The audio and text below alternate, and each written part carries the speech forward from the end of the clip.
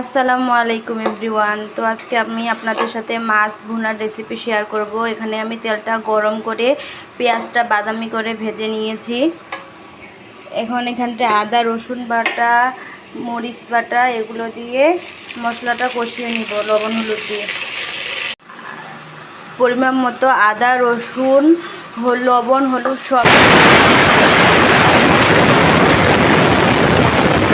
এখন কষা মশলার মধ্যে টমেটো কাটে দিয়ে দিব। টমেটোটা দিয়ে মশলাটা আরেকটু ভালোভাবে কষিয়ে নিব।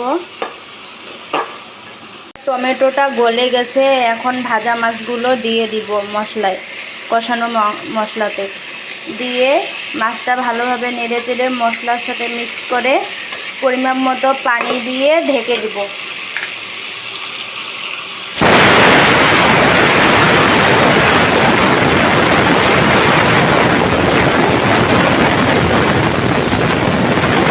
ফাইনালি আমার মাছ ভুনা হয়ে গেছে। আমি এমন রসে রসে এখন মশলার গুঁড়া দিয়ে নামিয়ে নিব। ধন্যবাদ সবাইকে।